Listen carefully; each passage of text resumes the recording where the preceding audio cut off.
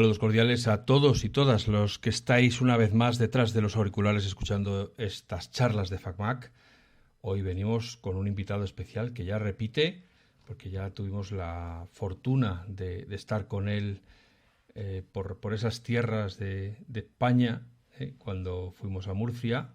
Y bueno, y entonces hoy me pongo muy contento cuando vienen amigos de tiempos pretéritos a hablar con nosotros porque para mí es muy entrañable, ¿no? Ver que todos estos años no han sido en balde. Así que saludo ya, si esto fuera otro tipo de podcast, pondríamos música de fanfarria y aplausos por detrás y silbidos para saludar al único e inimitable Emilio Cano, Emilcar. Buenos días, buenas tardes, buenas noches. Emilio, bienvenido a las charlas de FacMac. Muy buenas. No sé si se está escuchando un ruido que de pronto ha surgido aquí y es que está la impresora de casa está aquí y el AirPrint es una maravilla, ¿no? Porque permite a cualquiera imprimir desde cualquier parte de casa, pero claro, yo tengo cerrado, tengo la luz puesta que está todo grabando, pero está la niña haciendo los deberes y claro, ya le da a imprimir. Claro, desde su cuarto. Desde su cuarto. No existe una realidad más allá de su puerta. Y lo siguiente ahora es que aparece con cara de despiste, claro, como diciendo, no sé qué estás grabando, y pasa por aquí detrás y se lleva los papeles. Claro, pero, eso es. Te mira con cara, pero estás con la cámara. O sea, la tecnología, son las cosas que tiene. Esta magia de imprimir desde donde sea, pues eso, también tiene a veces sus discontinuidades. Vamos a ver, yo te llamé en mi prepotencia de analisto, pensando que hoy podríamos hablar de la aplicación de música clásica de Apple. Cierto. Pero, o sea, esto es una agonía. Sí, sí. ¿Pero qué están pensando esta gente? O sea, que tampoco puede ser tan difícil cambiarle el nombre a una aplicación. Bueno, yo supongo que, como ha ocurrido otras veces que Apple ha comprado cosas, el proceso, pues evidentemente, bromas aparte, va un poco más allá. Y en este caso tiene que ser medio complicado porque tú piensas que la estructura de Apple Music es la estructura de la iTunes Store y de la biblioteca de iTunes que tú y yo conocemos desde que éramos pequeños. Uh-huh. A eso le metes por donde puedas los algoritmos de la aplicación Beats y también la propia estructura interna de la aplicación Beats que tenían para Android. Y al final te queda un mejunje que ahora tú tienes que hacer compatible con esta otra aplicación. Porque claro, lo que yo entiendo es que esta aplicación viene a ser algo así como un visor de parte del contenido de Apple Music. Porque no creo que vayan a coger ahora toda la música clásica y la vayan a quitar de Apple Music. Sino lo que van a ofrecer es una experiencia mejorada para aquellos que somos seguidores de la música clásica y que por tanto entendemos que la forma tradicional en la que Spotify, Tidal o Apple Music organizan la música clásica no es suficiente, que ya te digo yo que no lo es. Entonces, claro, de alguna forma tienen que mantener las dos versiones. Esta aplicación nueva que han comprado se tiene que transformar en un visor de un catálogo que ya existe, al cual no le pueden tocar mucho los metadatos, por así decirlo, para que la gente que está escuchando Rosalía y que de pronto le apetece escuchar las 4 estaciones, pues lo pueda seguir haciendo con normalidad. Claro, yo te voy a poner otro ingrediente más en esa ensalada de la migración, que es añadir el reconocimiento de Shazam a cuando escuchas una música. Yo me acuerdo, te acordarás que yo grabé estando en una iglesia un trozo de música que no la encontraba ni Shazam, ni la encontraba Soundhound, ninguna de las aplicaciones que tengo para reconocer música, y te la mandé a ti por si acaso tú que sabes más de música clásica me dices, hombre, sí, si esto es el último disco de tal. Pues eso, teóricamente ahora Shazam va a tener que distinguir no solo que es una sonata de Scarlatti, sino quién es el intérprete, a qué disco corresponde. Sí. Es que eso es un problema bastante complejo que no sé si tenga solución. Yo creo que aquí nos vamos a comer un Later This Year. Más later ya poco. Maybe next year. At the end of the summer o alguna cosa de estas, porque claro, esto es súper complicado. Mira, dentro de lo que es la música clásica, mi especialidad es la música antigua. Es decir, música medieval y del Renacimiento y del Barroco.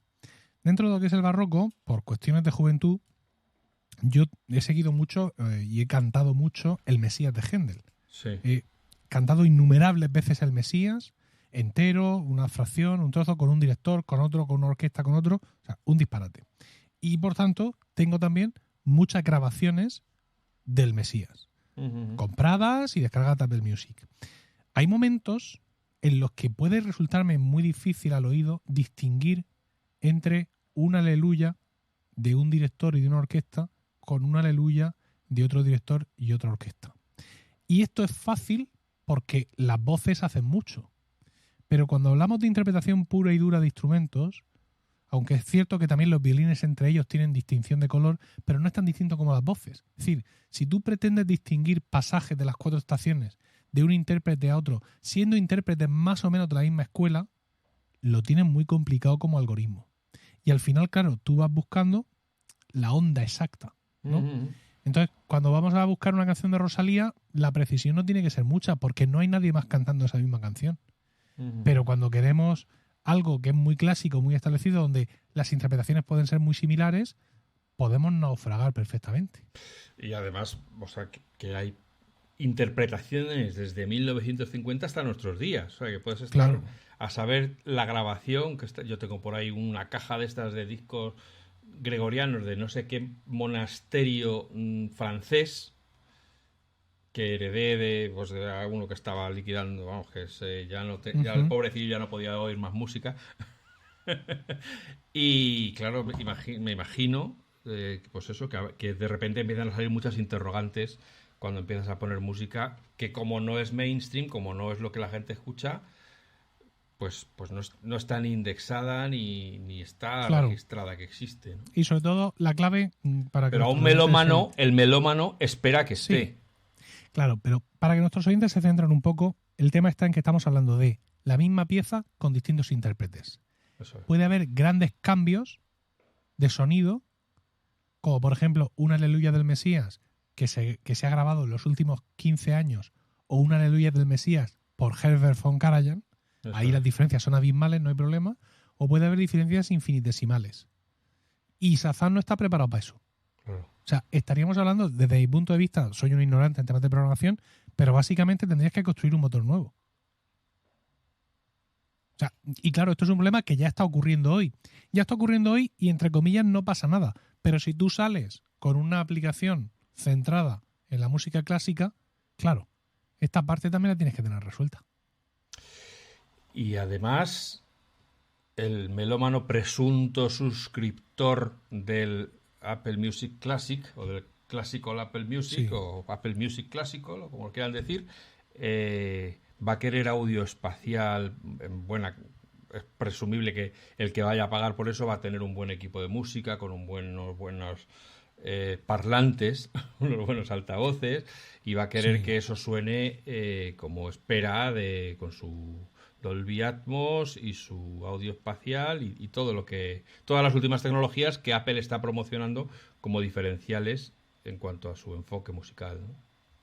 Oye, me interesa mucho esto que acabas de decir, porque por lo que veo tú prevés que vamos a tener que pagar más.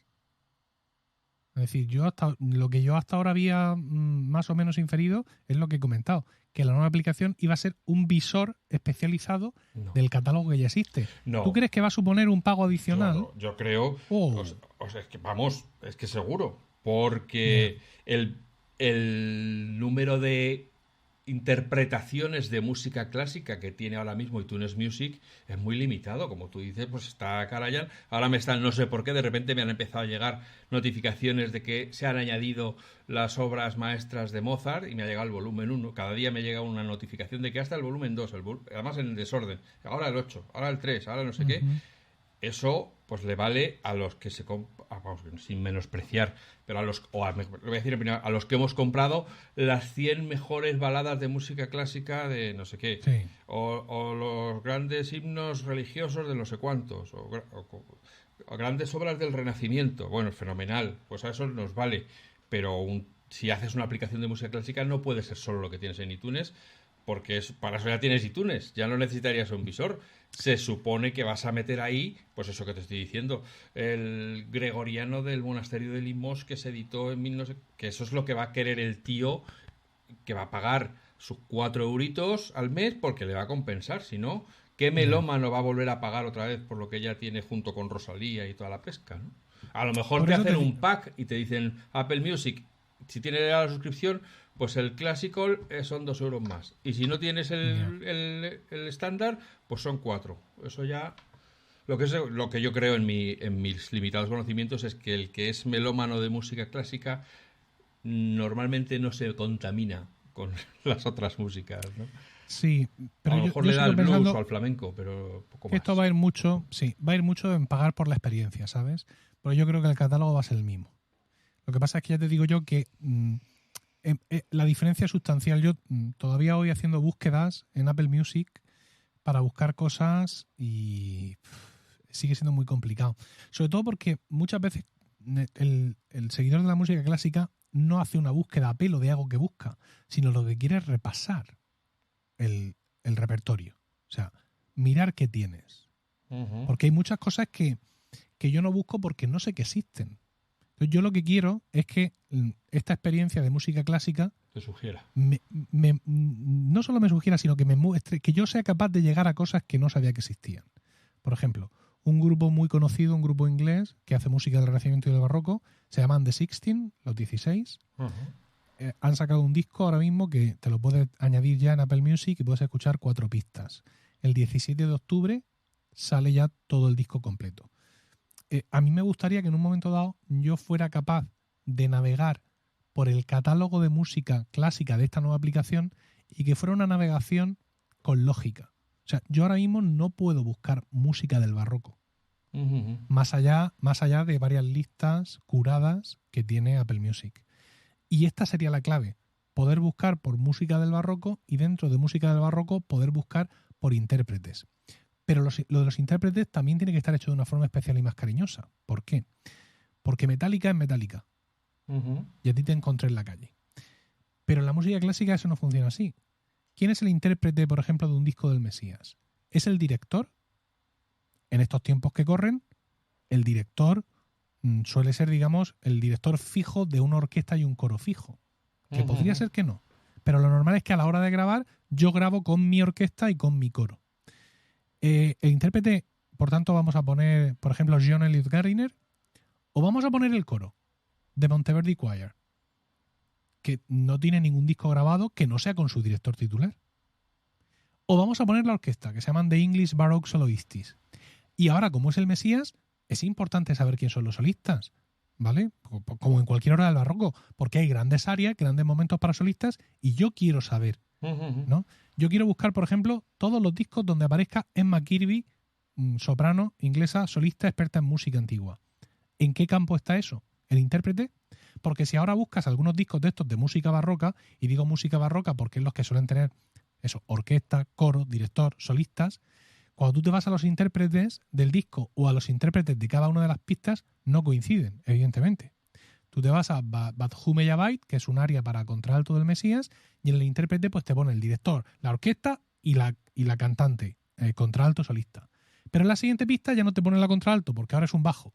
Entonces te arma un caos ahí que hace que la búsqueda al final sea una búsqueda de término. O sea, que tú pongas en el campo de búsqueda, pones Emma Kirby y Dios proveerá. A ver qué sale.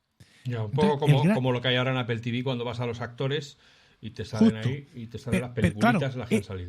eso mismo tienen que exportarlo con su sentido, con sus campos y con su SEO incluso, a la música clásica, para que yo sea capaz de encontrarme todas las grabaciones de Händel que ha hecho este director o buscar todos los discos del Mesías donde esta soprano aparece como solista.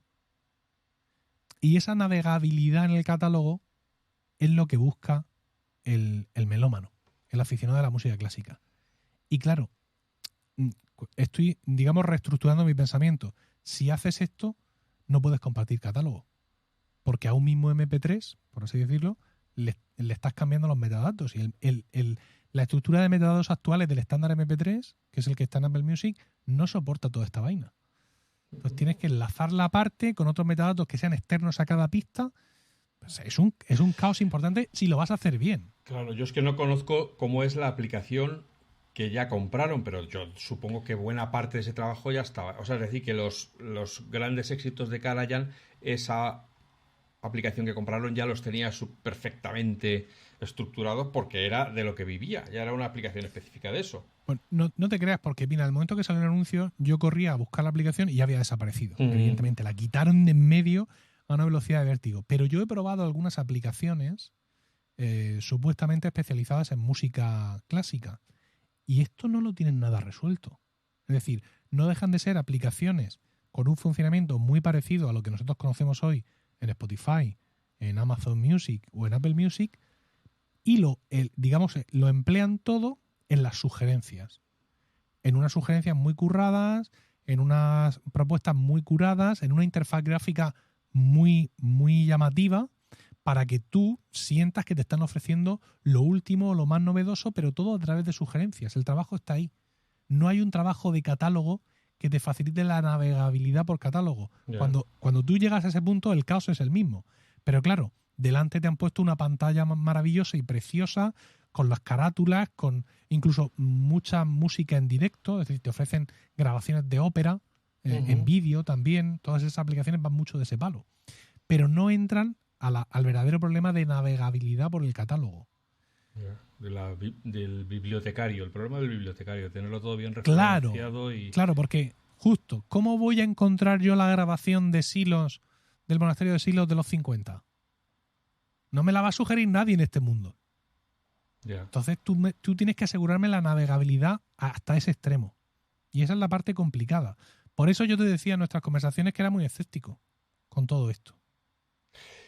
Ya, lo que pasa es que en Apple el dinero todo lo puede, y si han detectado que este es un nicho que se puede explotar, pues van a ir a, pues bueno, a lo mejor la primera versión será a lo mejor más regulera para los que tenemos las expectativas muy altas, pero las empezarán a mejorar y ya está. Y todo el que quiera al final oír música clásica, pues acabará teniendo una suscripción, que es lo que Apple quiere al final. Hombre, yo desde luego, si piden pasta, la voy a soltar de primeras, para probar. Sí. Evidentemente, porque creo que estoy en una posición privilegiada. Yo más o menos estoy al tanto de las novedades de Apple, me dedico a eso en mi podcast diario y tal, y luego aparte tengo un conocimiento muy amplio de la música clásica en general y de la antigua en particular. Es decir, que puedo hacer un buen punto de vista al respecto. Pero conocedor de todo esto y viendo otros esfuerzos anteriores, soy muy escéptico de lo que puedan conseguir. Y el retraso en todo esto no es buena noticia. Bueno, los retrasos nunca son buena noticia. ¿Vale? Yeah. Aunque te digan, no, es que estamos trabajando para dejarlo todo muy fino, no podemos esperar para que nuestros clientes pongan las manos sobre nuestros nuevos productos. Claro, ya lo que pueden esperar. Hombre, y que esperen, sobre todo que esperen los clientes. En este caso, que no hay nada estratégico de por medio, claro, el retraso me escama bastante. Bueno, es un poco como el Mac Pro. Ese que iba a ser, en 2 años vamos a hacer la migración y ya veréis vosotros cómo va a molar esto, y han pasado los 2 años y aquí estamos.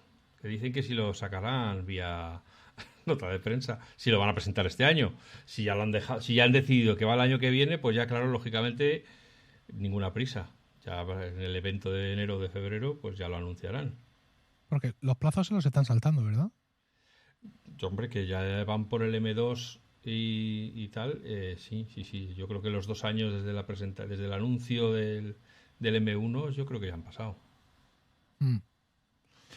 El que lo sabe más es Juan, que es el que lleva aquí, es el notario de las cosas, ¿no? Yo oí de un poco de oídas. Y él dice que tocaba a finales de octubre. Mark Gurman, que sabes que está muy al tanto de todo esto, él dice que ya no hay más keynotes, o sea más keynote no, que no hay keynote en octubre, ¿no? Sí. Es decir, que los nuevos MacBook Pro y los iPad Pro y el iPad de 10ª generación los van a presentar por email. Eso es. Pero que sí podría haber una keynote más para presentar el Mac Pro. Claro, esto tiene su sentido, porque las cosas que presentan en estas fechas después del verano ya están muy pensadas en la campaña navideña. Voy a hacer lo que pueda por presentar mis MacBook Pro y mis iPads en octubre para que esto rule y el stock se estabilice y los Reyes Magos o Santa Claus o el Olenchero o quien demonio sea, Sí. tengan los productos para tal. Pero no pasa lo mismo con el Mac Pro. El Mac Pro no te lo van a traer los Reyes. Ya. El Mac Pro te lo va a traer el banco, con la hipoteca que vas a tener que pedir para comprarlo. Entonces, pues sí me cuadraría que de pronto ellos aparecieran con una presentación completamente fuera de fecha. Imagínate, primera semana de diciembre o algo así, porque en este caso no hay plazos comerciales para cumplir. Y eso pues les puede dar a ellos más libertad Sí. para, iba a decir para hacer lo que les dé la gana, no, para seguir haciendo lo que les dé la gana. Claro, además con el incentivo, o sea, como dicen los ingleses, el Mac Pro no es un artículo que les vaya a traer mucho dinero, pero es un statement, es la afirmación de lo que la arquitectura M de Apple puede hacer en superordenadores, por así decirlo, en ordenadores profesionales de verdad, no en el iMac Sí. Pro, sino en el Pro de los de verdad, donde Pro quiere decir Sí. profesional de verdad. Y entonces, claro, ahí no pueden andarse. O sea, ahí sí que no pueden defraudar. Porque eso sí que sería como que se desmorona todo un poco. Sí. O Mira, presentan un maquinón o no. claro, estoy mirando y el MacBook Air M1, que es El primero que salió, sí. el primero que salió, es de el 10 de noviembre de 2020. Pues fíjate. Es decir, que efectivamente ellos tienen, como sea, que presentar el nuevo Mac Pro antes de que... Bueno, no es que se les vaya a pasar nada. Sí, O sea, nadie. porque ¿Quién está llevando la cuenta? Ya. no, nosotros, pero se la suda. O sea, que de pronto el día 11 de noviembre aparezcan todos los blogs diciendo Apple incumbe su plazo. Bueno, Sí, se le va a rizar el pelo a Tim Cook por estas cosas, ¿no? totalmente. Pero bueno, pues es posible que sí hagan, digamos, ese esfuerzo de hacer alguna presentación, insisto, o al menos anunciarla. Como en esto del Mac Pro han sido mucho más transparentes, ¿no? Ya han ido avisando de lo que iban a hacer, no es como con otros productos que guardan ese secretismo. Pues sí es posible que nos anticipen que lo van a presentar en diciembre o algo de eso para que ya sepamos que los plazos están más o menos controlados, porque evidentemente es un equipo, y en esto creo que sí vamos a coincidir todos, que no va a tener rival en el mercado. Si la serie M ya se está comportando como se está comportando con sus equivalentes en Intel y en otras arquitecturas, esto va a ser un destrozo. Pero fíjate, a ver, yo aquí voy a poner, como siempre, para esto hago yo el podcast, para aprender. Entonces, yo de lo que he aprendido de las charlas con nuestro amigo desarrollador, que también ha venido ya unas cuantas veces, es que los M1 de portátiles, etcétera, lo están petando en la relación entre consumo y, y potencia. Es decir, consumen poca energía para toda la potencia que dan. Pero si coges la potencia estrictamente, no son, no son los más potentes. No son los que aguantan más tiempo la potencia ahí. Entonces, en el Mac Pro, ese ya no es el problema. Ahí no tienes un problema de consumo, ¿no? El que se compra un Mac Pro es porque puede pagar la luz. Y por lo tanto, ese ratio yo creo que no se va a justificar. O sea, el que compra un Mac Pro quiere caña a tope durante horas y horas y horas, que va a estar procesando una película de animación y que tiene que renderizar no sé cuántas horas de tal y los planos y los no sé qué, y por lo tanto lo que quiere es que eso empiece y que además no salten los ventiladores. O sea, quiere que se ponga a procesar a toda velocidad aunque no salten los ventiladores. Y entonces, bueno, por eso te digo que ahí ya sí que no puede defraudar, porque ahí ya te desprendes de todo el consumo, que es donde importa lo que gastas en luz y la potencia que tienes y lo tal, y ya te quedas solo con la potencia pura y dura, que es lo que le importa al profesional que está con el Final Cut Pro o con el Logic o con tal, ¿no? Entonces, ahí ya no valen gráficas de en el momento máximo esto es lo que consume. No. Aquí vamos a meter esto y de hecho yo he dicho y en los podcasts que hicimos con Jordi Estremera también lo decía, yo creo que aprovecharán el Mac Pro para hacer un lavado de cara o una pequeña tal demo de Final Cut Pro que lo tienen francamente abandonado, ¿no? Pero bueno, de todo eso no nos ocupamos nosotros, de los rumores se ocupan otros. Entonces, nosotros hablamos de las cosas que se presentan. fíjate lo que dice del MacBook Pro, del Final Cut Pro y del abandono. Ahí Apple sí puede tener un pequeño gap y también puede ser parte del retraso. Es decir, venga, ya tengo el chisme, lo voy a enseñar, pero ¿cómo muestro yo todo lo que hace? ¿Qué software tengo yo aquí en mi plataforma que realmente vaya a tirar de esto a lo bestia? Claro. Porque hasta ahora no he estado cuidando este sector. Pues sí, es cierto que tenemos la plataforma de Adobe y tal, pero realmente tengo aplicaciones que vayan a emplearse duro para que yo saque unos benchmark donde demuestre lo que estoy haciendo. Entonces, si estoy buscando software de terceros, si estoy convenciendo a otra gente para que mejore su software, o si yo mismo estoy haciendo una nueva versión íntegramente nueva de Final Cut Pro, pues eso también se lleva, porque no le voy a vender este equipo a alguien por $20,000 para que se instale Twitter o Mail. Tiene que ser una plataforma donde haya un software que realmente pueda aprovechar el rendimiento de todo esto. Y aquí es donde me da miedo, porque en octubre nos van a presentar un iPad Pro con un procesador M2 que se va a estar tocando la barriga. Porque el iPadOS 16 que no nos han sacado ahora porque no estaba listo y que dicen que nos lo van a dar en 2 semanas, ese iPadOS 16 ya se queda muy por debajo de lo que un procesador M1 puede hacer. Le van a poner el M2 porque es lo que toca, pero esto es como echarle margarita a los cerdos. Podría ocurrir que llegara una especie de cliente también de Final Cut Pro. Bueno, ya veremos para el iPad. Eso ya veremos. Yo ahí tengo, todo el pesimismo del mundo junto lo tengo ahí. Y cada nuevo iPad Pro me sienta peor. Porque ¿para qué? O sea, ¿para qué más procesador? ¿Para qué me estás contando de los hilos de proceso y de la memoria caché de segundo nivel? ¿Para qué quieres esto? Si estoy abriendo aquí exactamente la misma aplicación recordatorios que tengo en el iPad de 9ª generación que le han regalado al crío por la comunión. Si esto es una poca vergüenza. ¿Dónde vas otra vez? Le metes un M2 porque has hecho un montón. Claro, porque ya los otros ya no se hacen más. Entonces ya hay que mudar porque le sale más barato fabricar M2 para todo. Sí, sin duda es por eso. Pero que dado lo que está haciendo últimamente Apple con los iPads, de siempre, pero últimamente todavía más sangrante, de tener dispositivos con una potencia muy por encima de lo que el sistema operativo puede atender, pues el Mac Pro puede también pecar de eso, ¿no? De venir, pues sí, con un nuevo procesador M2 no sé qué, porque ya se han agotado. Sí. Pro, Max, Ultra, ¿y ahora qué? Claro, ¿no? Megadeth. Sí, por eso, Supersonic. Y que cuando luego vayas, digas tú, bueno, muy bien, ¿y qué le pongo yo a esto? Eso es, claro. ¿De qué forma voy a aprovechar yo que tengo los $20,000 para gastármelos? Porque además tengo ese tipo de trabajo, pero ¿dónde está la aplicación que va a aprovechar toda esta potencia para ayudarme a hacer ese trabajo?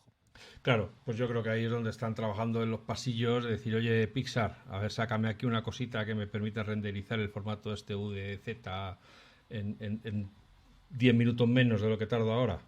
Y bueno, y luego habrá algo de Adobe también. Y si es que aquí están todos, y saldrá algo de la Red Pro.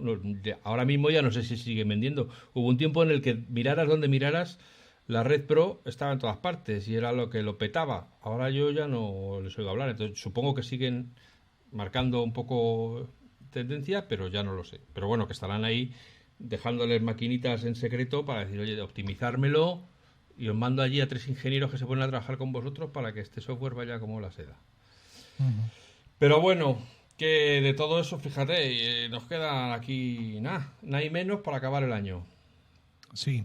Oye, fíjate, un poco invirtiendo la cosa porque al final es tu podcast y yo vengo aquí. Te quiero preguntar yo una cosa porque tú tienes una visión más calmada que yo de muchas de las cosas que rodean a Apple. En este punto en el que estamos, en el que semana arriba, semana abajo, se va a culminar el paso a la nueva arquitectura de los Mac. ¿Tú crees que el momento de Tim Cook ha llegado? ¿De recoger velas y de jubilarse? No, yo creo que Tim Cook, hasta que no deje presentada por lo menos la realidad aumentada. Sí. Sí, porque es lo que le hace campaña. O O sea, el que la realidad aumentada va a ser un profundo cambio en nuestras vidas y que dentro de poco nos costará imaginar cómo vivíamos en la realidad aumentada, quiere decir que esa medalla se la quiere poner él. O sea, quiere dejar... Ya bastante es que parece que ha renunciado a que desaparezca el efectivo, que él decía que esperaba verlo, ya no lo dice, así que a lo mejor ya no lo espera, pero... Pero no, yo creo que o sea, yo creo que al principio iba a ser el coche, pero eso se ha Ujú. enredado tantísimo que ha llegado el tren de la realidad aumentada, sobre todo con los desvaríos de Facebook y la realidad virtual que viene detrás, pero sobre todo yo creo que Apple ve aplicación donde puedes sacar monetary en la realidad aumentada. Que lleve gafas que te vayan diciendo ese es el edificio no sé cuántos, gira a la derecha, bueno, eso. Y, y que te vayan diciendo, te vayan señalando cositas en la educación, en muchos segmentos, ¿no? Porque esto yo, o sea, lo que sí sé, y eso lo he dicho muchas veces por escrito y por voz, es que Apple no da una puntada sin hilo. Entonces, si Tim Cook ya está vendiendo la realidad aumentada, quiere decir que lo que le han enseñado hasta ahora hace que se le ponga morcillona. Tanto como para que se atreva a decirlo. Es decir, Ya. sabe que tienen entre manos algo golosón que los demás no, además, como suele ocurrir, no lo van a ver venir.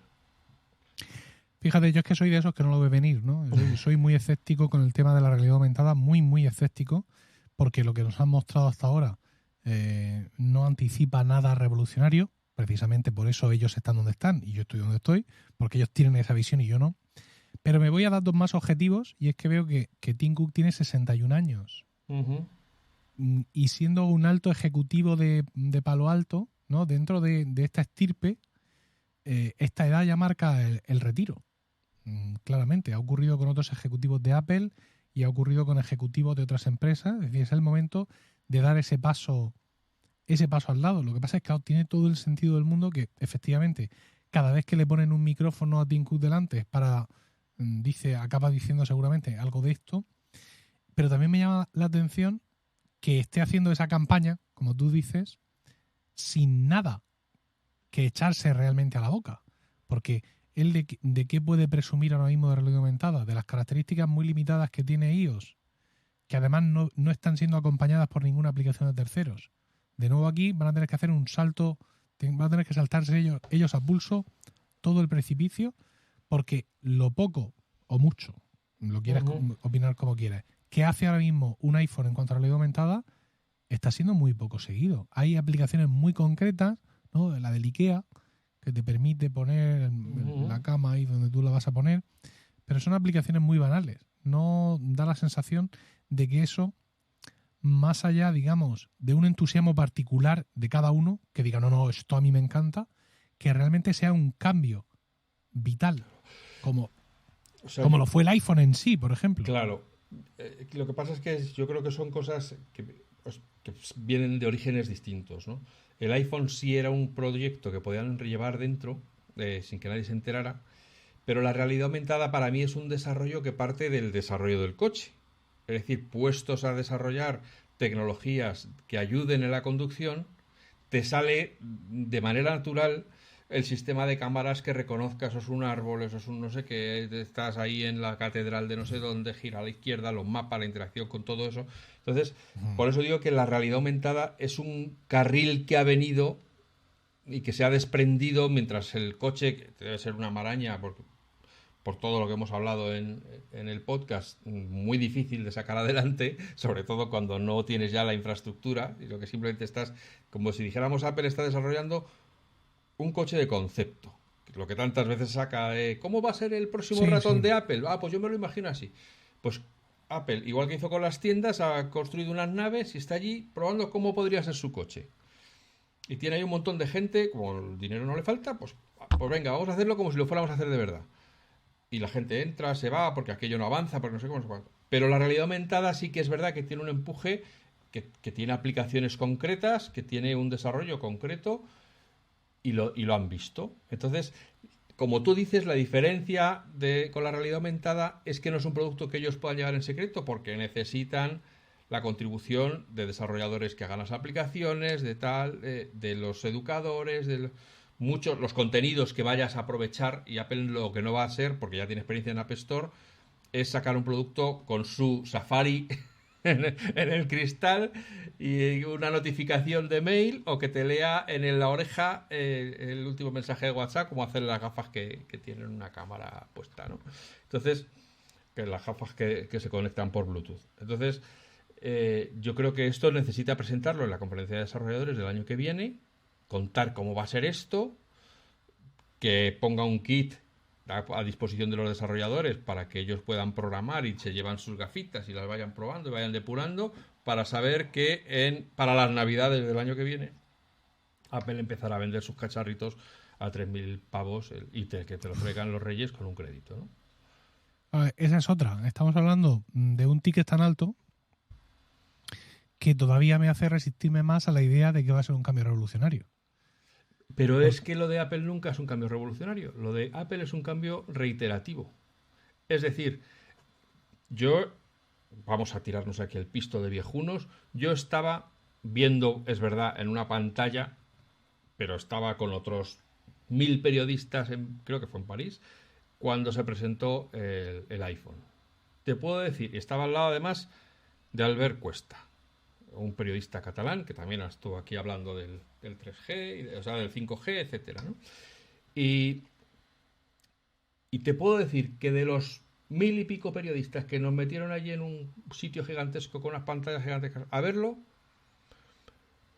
1.200 no estábamos entendiendo qué coño nos estaba contando Steve Jobs. O sea, eso de lo pilláis, un navegador de internet, un reproductor de iPod, un no sé qué, te está poniendo la diapositiva, está diciendo, pero sí, pero ¿qué es? O sea, déjate de rodeos y dime qué es. Entonces dice, pues es un teléfono. Ah, pero como no existía esa experiencia, no éramos conscientes de lo transformadora que era esa internet de verdad, porque claro, yo había tenido ya un teléfono móvil con internet, y aquello era, cargaba solo los textos, no salía o sea, era tremendo, una experiencia penosa, ¿no? Entonces, esto no lo pueden hacer así. Esto tienen que decir, oye, amiguetes, os traemos otro negocio a vuestra casa. Y esto es lo que va a poder hacer. Fíjate que llevan, como tú bien dices, años y años promocionando la realidad aumentada y lo que puede hacer. En los podcasts que hacemos del recurso que hago con Manel Ribes, los profesores sí utilizan en clase la realidad aumentada, ¿no? Para que los niños vean las células y bueno, han salido varios casos de uso, ¿no? Entonces sí que hay un mercado para eso.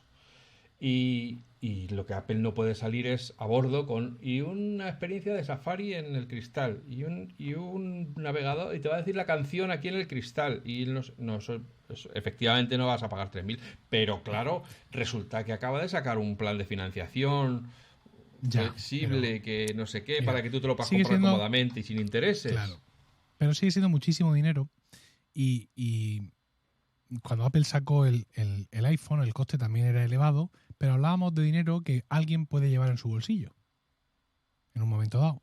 Y 3.000 euros no es algo que la gente lleve en su bolsillo.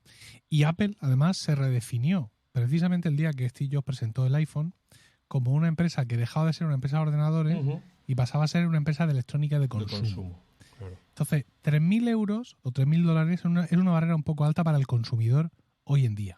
Y también recordemos que una característica de los productos de Apple es que se envidian, se desean, se codician. ¿Tú qué codicias? Decían en El silencio de los corderos. ¿Qué es lo que codicias? Lo que ves todos los días. Y va a costar mucho ver gafas de estas por la calle. Más allá de que no solo supone un cambio en nuestra relación con la tecnología, supone un cambio vital. Esto es muy importante.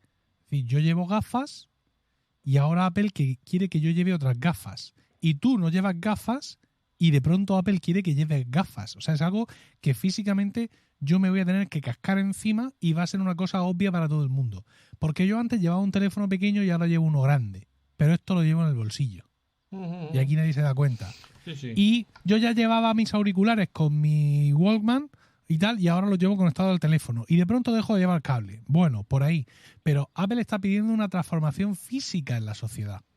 Claro. No, evidentemente no vamos a hacer cyborgs, pero sí está pidiendo que de pronto todo el mundo vaya con las gafas cascadas Bueno, encima. o sea, yo creo que eso no es O lo sea, que no es es una... lo que vamos a ver, ¿qué es lo que necesita Apple? Apple necesita primero que todos los fanboys, todos los que quieren estar a la última, todos los que se compren esas gafas. Vale. Mm, Que hay mucha gente que puede. No somos nosotros, pero hay mucha gente que puede y además lo hace encantada porque está deseando presumir. Esa es la sociedad en la que vivimos. Y luego sí. además, con que las introduzca casco porro en universidades, colegios y de instituciones, pero vamos, a lo mejor empieza por ahí y ya está. Y ya llegará, ya vendrán los niños a su padre a decirle vas a flipar con lo que me están poniendo en clase. Y en vez de Ujú. vendernos iPads, a lo mejor vende gafas. No lo sé, o sea, yo lo que sí sé es que Apple nos ha demostrado una y otra vez que sabe mucho más que de lo que estamos mirando, incluso de los que se llaman analistas, ¿no? De gente que está todo el día investigando Apple y que cada vez que sacan un producto dicen que eso no va a triunfar y ahí les tienes. Y ahí les Sí. tienes, ¿no? Entonces, Yo en este aspecto no me importa y además creo que es saludable reconocer mi ceguera ante esto. Es decir, eh, más allá de la broma de que cuando hay una keynote de Apple y yo hago una previsión en el podcast, al final ocurre todo lo contrario, ajá. aquí es que estoy completamente fuera de juego. Es decir, es como si esto fuera un mercado o un mundo completamente ajeno a mí, que además lo es. No soy capaz de trascender con los mimbres que tenemos lo que puede llegar y la Claro. utilidad que puede tener para nosotros. Necesito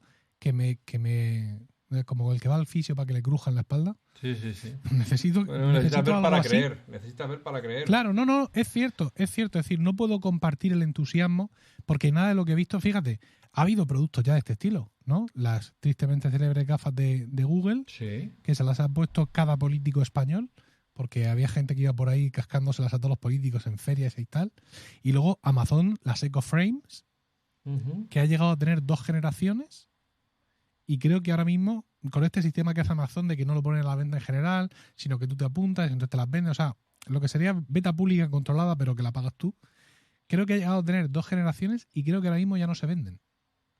O sea, no sé si lo tiene parado, pero claro, Amazon sí se puede permitir hacer estas piruetas. Sí, y seguro que aprenden mucho y Sí, lógicamente si Amazon, como en Estados Unidos, tiene tiendas físicas, que vayas viendo con las gafas y que te vaya diciendo esto, mira, esto lo necesitas o prueba esto, o prueba no sé qué, pues a lo mejor sí que les sirve para la inteligencia de su negocio. Pero es que, o sea, una cosa se llama Apple es que opera a otra escala. Es que te sí. vas a China o te vas a Japón, donde hay una auténtica furia por la tecnología, y se pueden hinchar a vender allí. En Estados Unidos, ya te digo, solo con que los fans incondicionales la compren, probablemente el primer año lo tienen amortizado. Y a partir de ahí, Mm, como ha pasado con el reloj, a ver en qué se usa más, y nos vamos a hacer fuertes en ese nicho, y cada año mejor, y cada año mejor, y llegará un momento en que, pues a lo mejor, primero saldrá una versión más barata, a lo mejor no tiene tanto o usa otros materiales o lo que Apple considere que tiene que hacer para llegar a un público mayor y a lo mejor en vez de llevarlas todos los días pues te las llevas pues cuando te vas de noche porque las gafas te dicen dónde está la estrella polar y te dicen dónde está el norte y eso y esas cosas, ¿no? O te sale el buscar mi iPhone con la gente que tienes y te sale dónde está cada uno. Bueno, yo qué sé. mm, Aplicaciones que puedan imaginar para los cristales, ¿no? ya. No yo tampoco sé, o sea, y esta es una pregunta, me suelen preguntar habitualmente, oye, ¿y tú qué novedades esperas para el nuevo sistema operativo del Mac? No tengo ni idea. Hace ya muchos años que no se me ocurre nada que diga, jo, esto le falta, esto se lo tendrían que poner. Sí, Y sin claro. embargo, todos los años sacan un sistema operativo y digo, mira, eso lo voy a usar.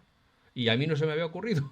Entonces, pues es que, claro, como decía Jobs, cuando tienes a las mentes más brillantes pensando, reflexionando sobre el mismo tema, claro, lo llevan mucho más lejos de lo que nuestras tristes mentes puedan imaginar. Sobre todo cuando además Mm, tienen dinero infinito y maquinaria infinita para construir todos los prototipos que se les puedan ocurrir. Entonces, efectivamente. claro, y además quiero recordar aquí también que el iPhone tiene un plazo de desarrollo de 3 años. Es decir, el iPhone 14 que ha salido hoy empezó a desarrollarse en el 19. Cuando nosotros veamos las gafas, bueno, como son las primeras, llevarán desarrollándose 10 años, pero cuando salgan las segundas, probablemente también llevarán 3 años, donde en el primer año ya se decidió qué nueva cosa iban a hacer.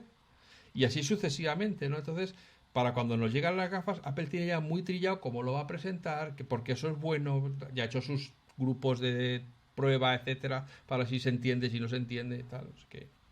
Entonces, ¿Y fecha de esto? yo creo que Apple, si para algo le sirve el dinero, es para decir, esto saldrá cuando esté listo. Y si lo tenemos listo y no lo acabamos de ver claro, se cancela el proyecto.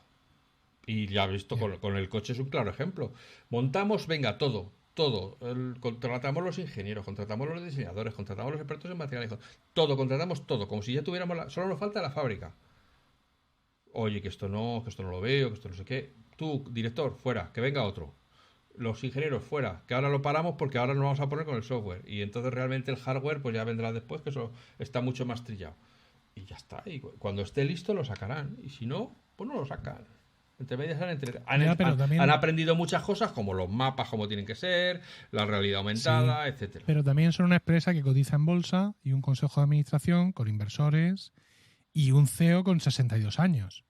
Entonces, si realmente Tim Cook quiere mostrar esto como su gran obra, yo pienso que no se pueden ir mucho más allá de la próxima WWDC, porque ya llevamos 3 WWDC donde pensábamos que el Developer Kit nos lo iban a mostrar. Sí, es verdad. Ya llevamos 3, o sea, esto ya huele, por así decirlo. La eterna promesa, ¿no? Es decir, no os preocupéis, que sí, que la realidad aumentada está viniendo, está aquí. Está tardando más que el iPhone. Sí. No, por eso, y a lo mejor al final resulta que no llega nunca. O sea, que son cosas que bueno, pero lo bueno de Apple es que como tienen ese pool de todos los departamentos conectados, pues lo que desarrollan, como lo que hemos visto ahora del nuevo Apple Car, eso de que sea capaz de coger todas las pantallas que tiene un coche para poner toda la información o algo tal, claramente es un desarrollo propio que ellos han hecho para su coche, que han dicho, bueno, pues justo que no hay coche, pues lo sacamos como parte de Apple Car, pero eso es una pieza del Apple Car, claramente, ¿no? Y yo creo que la realidad aumentada es exactamente eso. Fíjate, otra pieza ahora que te he dicho lo del iPhone, tú te acordás de todos los renders y todos los conceptos que la gente publicaba sobre el iPhone, cómo estaban basados en ese momento, tanto en la interfaz física del iPod, como en la interfaz gráfica del propio iPod y la interfaz gráfica de iTunes, ¿no? Uh-huh. No podíamos imaginar, incluso aquellos que se atrevían a apostar por pantallas táctiles, siempre presentaban un teclado, siempre presentaban una rueda de iPod, claro, que decían que se podía usar para marcar, ¿no? Como marcábamos con los teléfonos antiguamente. Pero es que ahora yo no llego ni a eso. O sea, yo ahora, más allá de lo que ya se ha visto que hacen gafas parecidas, ese salto que nos quiere proponer Apple, ese cambio de paradigma, soy incapaz de verlo y sobre todo, eso ya te digo, creo que ya va oliendo.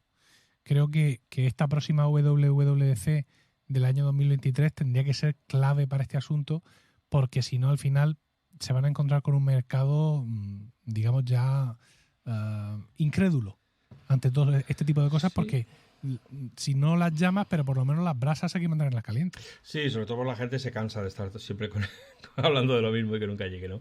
Pero yo, por ejemplo, sé que suena terriblemente seguidista, ¿no? Pero estoy de acuerdo con Tim Cook en que lo del metaverso de momento no hay por dónde cogerlo.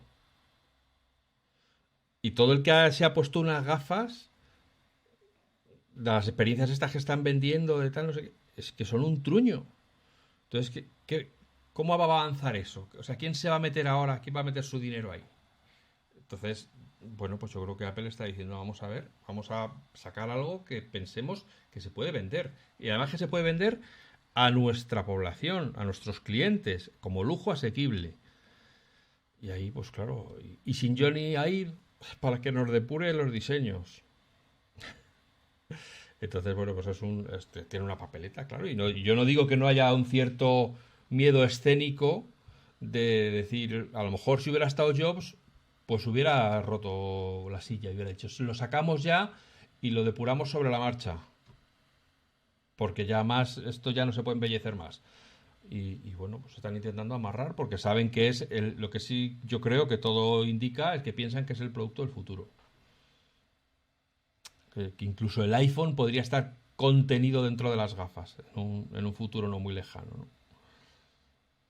Y fíjate, si tuvieras que dejar de llevar el iPhone y tus gafas, esas que llevas ahora, ya fueran tu iPhone.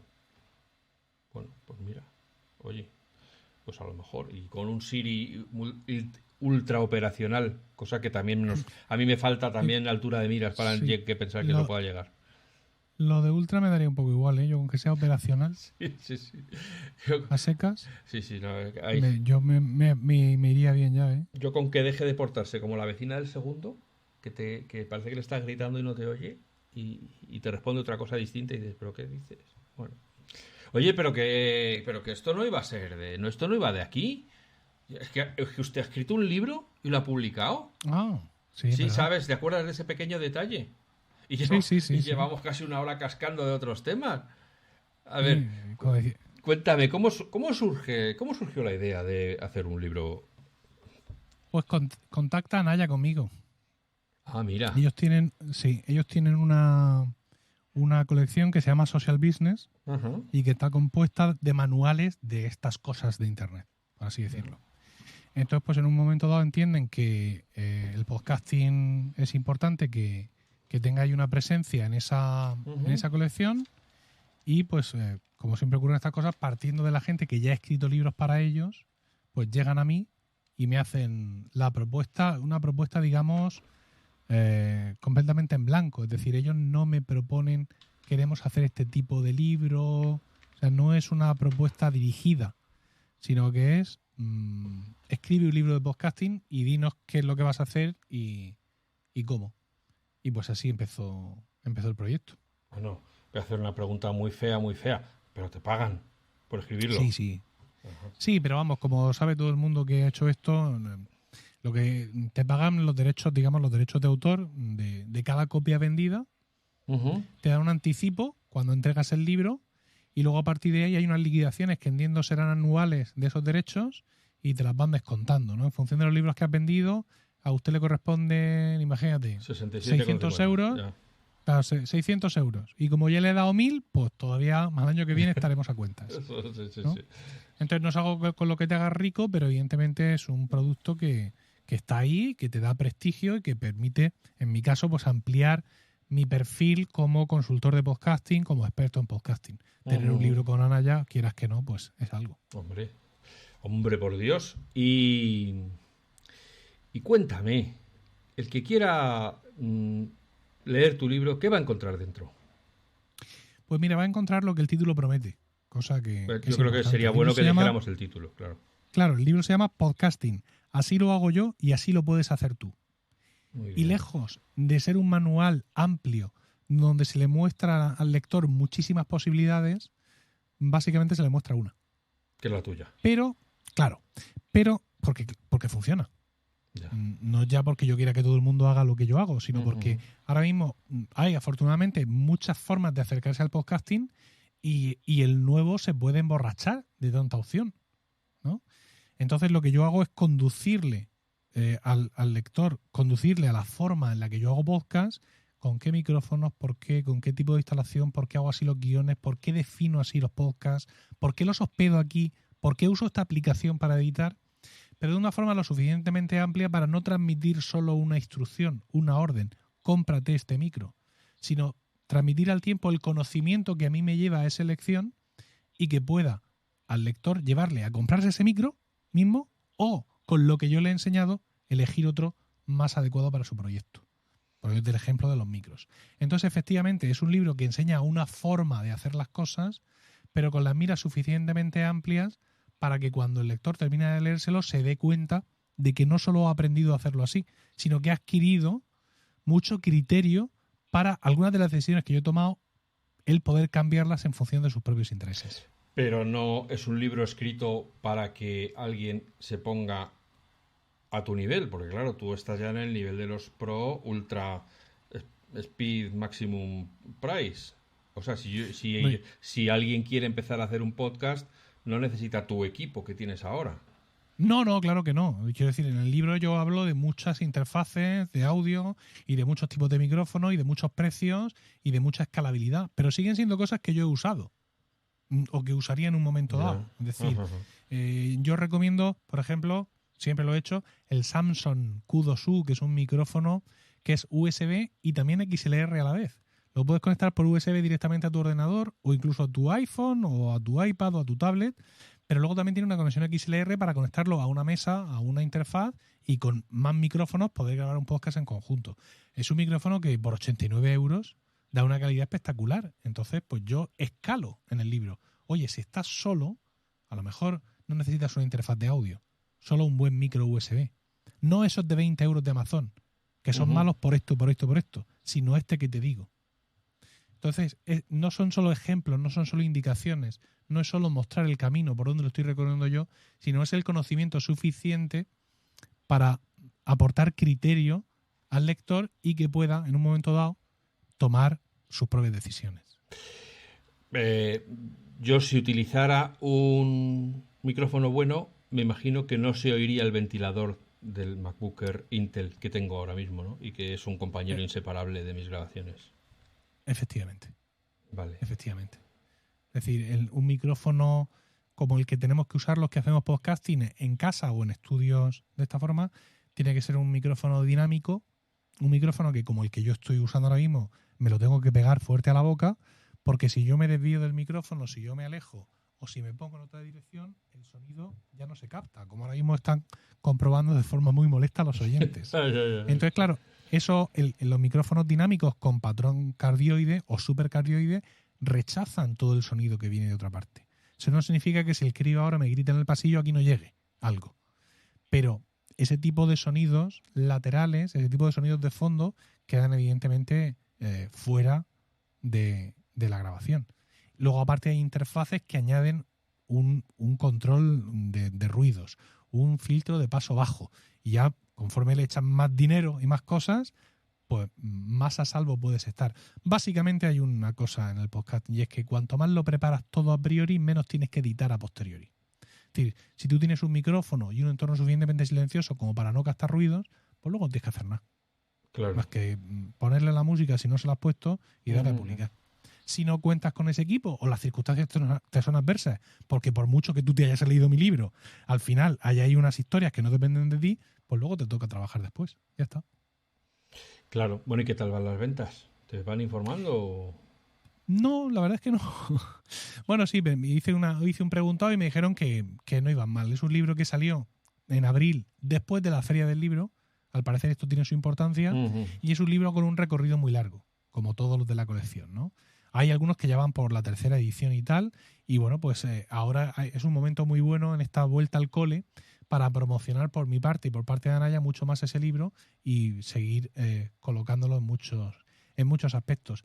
Aunque las cosas en el podcasting y en la tecnología cambian todos los días, Alfonso, pero este libro tiene mucha vocación de permanencia.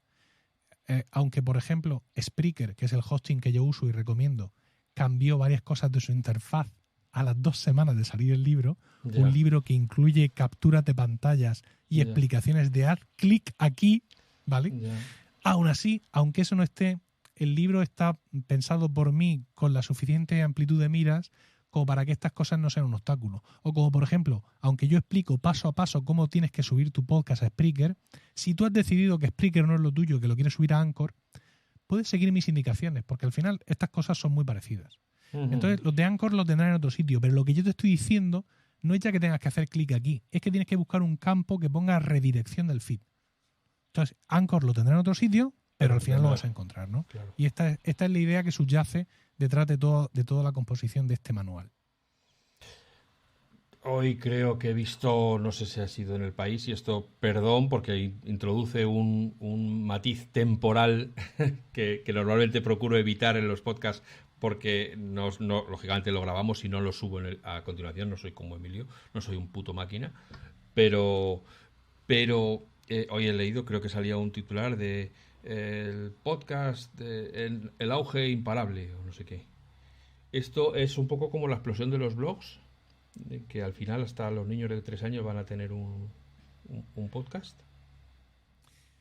Pues no lo sé, no sería mala idea, ¿eh? No sería mala idea que dentro de las cosas que hacen los críos en el instituto, sobre todo ya más mayores, hacer un podcast o tener un conocimiento mínimo de esto fuera interesante, porque el podcast, como tú bien sabes, te abre una vía de comunicación muy universal y muy libre. Muy libre. Es una cosa que te puede permitir seguir llegando de una forma muy vistosa a tu audiencia durante muchísimo tiempo, ¿no? Con lo cual creo que es interesante que pudiera haber un dominio medio, igual que la gente pues aprende a escribir, que en algún momento de su formación hayan hecho algo parecido. Llámalo radio, llámalo como quieras, ¿no? Pero que se sepa que está aquí esta herramienta. Ahora mismo lo que pasa es que en esta época del podcasting que estamos viviendo hay mucha presión de los grandes medios. No ya son solo las radios poniendo el programa de deportes en Apple Podcasts a la mañana siguiente. No, ya son podcasts creados como podcasts, con mucha inversión, con muchas exclusividades y con mucha historia. Y esto está bien porque favorece la cosa de que cuando tú le quieres contar a tu público objetivo que tienes un podcast, ya no tengas que explicar lo que es un podcast. Claro.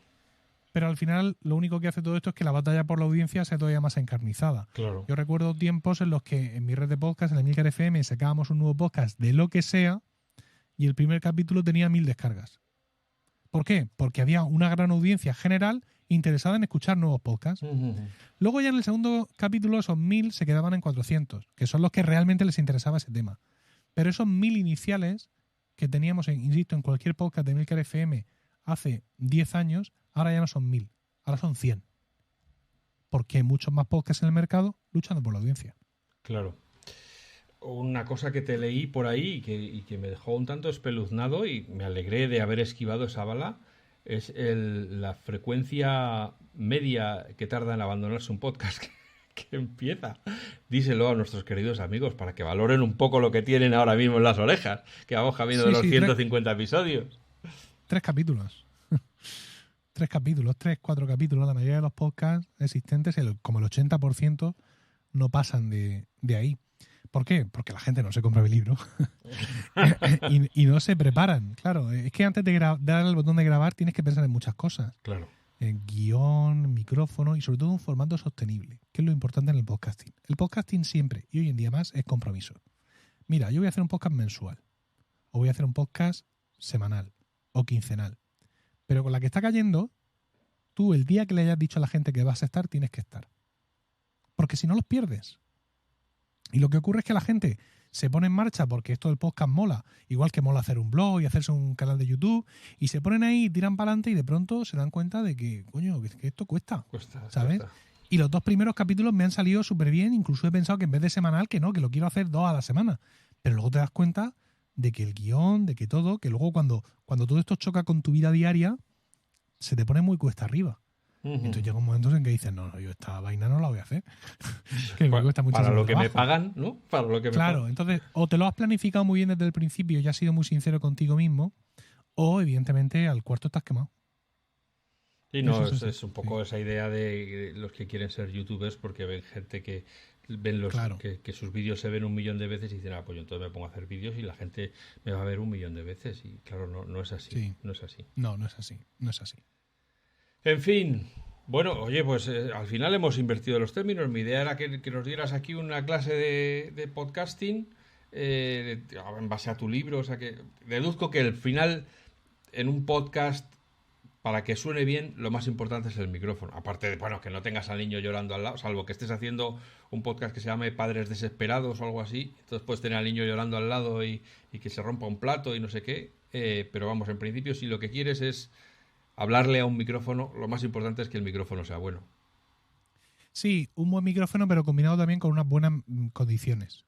Es decir, si tú tienes una zona donde pues hay cosas en las paredes, no hay un eco absurdo, claro, no hay una ventana abierta, no hay una máquina de aire acondicionado, puedes comprar un micrófono y no tienes que comprar el mejor micrófono con la mejor interfaz, con la mejor puerta de ruido, ¿no? Yeah. Puedes tirar, como he dicho, con un Samsung Q2U que te cuesta 89 euros y que es suficiente si el entorno lo tienes controlado. Ahora, si el entorno no lo tienes controlado, pues claro, tienes que hacer otras apuestas. Entonces, pues sí, efectivamente, el micrófono es importante. Puedes tener un buen micrófono a un precio muy civilizado, y además un micrófono que te permite crecer, que te permite luego invertir en más cosas y que ese micrófono te siga siendo útil. Pero tan importante como el micrófono es tu entorno de grabación. ¿no? Es decir, las cosas que tengas que sortear hasta conseguir ese sonido puro. Yo, claro, como me dedico a esto y para mí es un negocio, yo he invertido. Yo hice una reforma del estudio donde tú me ves ahora en junio del año pasado y me gasté 8.000 pavos. Me gasté 8.000 pavos en mesas, en muebles, en luces, en que esté todo enmoquetado, el suelo y las paredes, y encima, Alf, en una cosa maravillosa que se llama cortinas fonoabsorbentes. Ajá, sí, las conozco. Estas son cortinas de unos materiales especiales que son las que están a veces en el salón de actos del instituto, en las salas de conferencias, y son cortinas con un peso mayor y con una determinada tela y que absorben determinadas frecuencias del sonido. Muy interesante, ya te digo, para todo este tipo de instalaciones. Entonces yo, que vivo en una casa con 3 niños y estoy en un estudio que es pequeño y que tiene una puerta que da al resto de la casa... Y que además no ves el momento de que crezcan. Claro, todo lo que yo pueda absorber, y aparte en un edificio con gente con Thermomix y con su vida. Entonces, claro, yo tengo que absorber todo el sonido que pueda absorber, ¿no? Entonces tengo estas cortinas fonoabsorbentes que una cubre la pequeña pared donde está la ventana que da al patio interior, yo vivo en un primero, y la otra me separa de la puerta. Y encima están domotizadas. Entonces yo, Alf, le digo a nuestra amiga domótica de Apple, vamos a llamarla Lola, sí. Le digo, oye Lola, comienza la grabación. Entonces se apaga no sé qué luz, se enciende la mesa de mezclas y las 2 cortinas me aíslan de la casa. Cuando acabo... Bueno, digo, y además has dicho que tienes una luz fuera que avisa que está grabando. Sí, efectivamente. Esa de momento es manual. ¿Vale? Bueno. Y luego digo, oye Lola, he terminado de grabar, y entonces pues todo se restituye al estado anterior. No hace falta toda esta pijería, claro. ¿Vale? Sí, tú puedes tener las cortinas y no tenerlas domotizadas y tú claro. Echarlas. Pero llegados a este punto, o sea, fíjate, tampoco hace falta que te gastes lo que me he gastado yo en las cortinas, estas fonoabsorbentes maravillosas. Con unas cortinas normales o con un lector normal ya te aísla de la parte de atrás de la casa, te aísla de los ruidos y te aísla y absorbe mucho el sonido de dentro. Y con tu micrófono de 69 euros puede funcionar perfectamente porque te has gastado 2.000 euros en cortinas. Bueno, en fin, ¿me entiendes? ¿No? Hay que buscar un equilibrio en todo esto y sobre todo ir escalando. Empezar con un micrófono de 69 euros puede ser una buena idea y luego ir invirtiendo más conforme ves que el podcasting te puede dar más o que tú quieres gastarte ese dinero en más cosas. Claro. ¿No? Pero no hace falta irse muy arriba para tener un buen sonido, sino preparar muy bien las cosas. Lo que sí es importante, y esto lo aplico para mí, o sea, lo digo que es en mi situación ahora mismo, es que tienen nuestros oyentes y oyentas tienen que tener en cuenta que el podcast, por lo menos para mí y para todo el que empiece, es una labor de amor. No es un medio por el cual vayas a conseguir ingresos. Pues mira, nosotros vamos a hacer ahora 2 años y aquí seguimos, ¿no? Haciéndolo por amor. Entonces, niños, niñas, pensad muy bien en qué jardín os metéis porque no es el negocio que os están contando los medios de comunicación. Entonces, si no tenéis detrás una financiación, si no habéis vendido una idea fantástica a un medio de comunicación, solamente hacer las cosas que de verdad podáis sostener en el tiempo. ¿Es correcto esto? Sí, correcto. Es decir, yo sí estoy monetizando los podcasts, yo tengo patrocinadores, yo tengo un podcast privado, un podcast premium que la gente paga. También tengo una carrera en el podcasting de 16 años, ¿sabes? Ya, claro. Y efectivamente el podcasting es monetizable y se puede sacar dinero, pero esto no es como podemos ver en alguna serie de televisión, donde la gente hace un podcast y al segundo capítulo le aparece un patrocinador con un cheque de 5 o 6.000 o 12.000 euros para patrocinarle toda la temporada. Esto en Estados Unidos ni siquiera es así exagerado, allí es bastante habitual porque el podcasting está más metido en la población, pero aquí es distinto. Además, monetizar un podcast tampoco es monetización directa, ¿sabes? Es decir, tú puedes tener un podcast como una forma de mostrarte a ti como experto en algo para que luego la gente te contrate de eso, como consultor o como lo que sea. Es decir, hay muchas formas de monetizar un podcast, también hablo de eso en mi libro, hay un epígrafe dedicado íntegramente a la monetización, pero antes de llegar a monetizar el podcast tienes que tener un podcast muy sólido. Claro, una base tienes que tener una reputación, tienes que haberlo consolidado, tienes que tener una audiencia constante, etcétera. Justo. Como en un canal de YouTube. Todo el mundo lo entiende porque es más popular que tú te pones en un canal de YouTube y no empiezas y no te vas a Andorra la semana siguiente. Bueno, pues con el podcast ocurre lo mismo. Con el podcast ocurre aún más tarde. Aún más tarde, sí, efectivamente. Bueno, ¿dónde pueden encontrar tu libro y cuánto cuesta? Pues mira, mi libro lo pueden encontrar en cualquier librería, porque como te digo, es un libro que publica Anaya Uh-huh. y por tanto pues es un libro que puedes encontrar pues, evidentemente en Amazon, pero en el FNAC, en el Corte Inglés, en cualquier sitio verás que esta colección está muy difundida por parte de Anaya y está en muchos sitios, en Casa del Libro también. ¿Qué es lo que puede ocurrir? Que llegue si no está el mío en concreto. Sí, pero bueno, si te apetece comprarlo físico, tú pídeselo a tu librería, que Anaya se lo distribuye inmediatamente. Vale. Está también en formato digital, está en la aplicación de libros de Apple Uh-huh. y también está para Kindle, o sea que en ese sentido ningún problema. Y el libro tiene un coste de 22,95, es el precio oficial en físico. Generalmente se puede encontrar por un poquito menos, ya sabéis las ofertas. Y el precio oficial de digital es 11,50 y algo. Que también a veces te lo rebajan un poco. Pero va por ahí. ¿Pero la versión digital también la gestiona Anaya o eso lo has puesto tú? Sí. Por tu? No. Todo es Anaya. Todo gestionado por Anaya directamente, sí. Muy bien. Pues nada, muchachos, muchachas, no os fiéis de este pobre aficionado y escuchar las voces del maestro, que este es como el Sauron de los podcasts, está ahí mirando. No, Sauron no, que es Saruman, es un mago, es más el mago, es un Saruman que te mete en sus hechizos de podcast y como él ha dicho, lleva 16 años, así que algo de esto sabe. Yo creo que por nuestra parte hemos dicho todo lo que teníamos que decir y por lo tanto debemos dejarlo aquí. Desgraciadamente para Emilio, todo lo que hemos hablado de la aplicación de música clásica de Apple no va a servir para nada y cuando salga la aplicación de música clásica espero que venga para decirnos, ves como yo te decía que no tienen ni pajolera idea, que esto no sirve para... No paguéis, no suscribáis. O es gratuita. Oye, sería una sorpresa que Apple hiciera todo este trabajo para darlo gratis a los musimelanoman, no, uy, madre mía, qué lío he hecho. A los musicólogos y ¿cómo? Dilo tú. Melómanos. Sí que de repente me ha salido aquí la melanina. Sí. Pero bueno, que como es gente que no ve mucho la luz, porque están siempre escuchando música, pues están muy blanquitos y no tienen melanina. Claro, también podría ser. Eso es. Bueno, amigos, amigas, que seáis felices, que seáis buenas personas y nos escuchamos de nuevo muy pronto. Gracias. Hasta luego.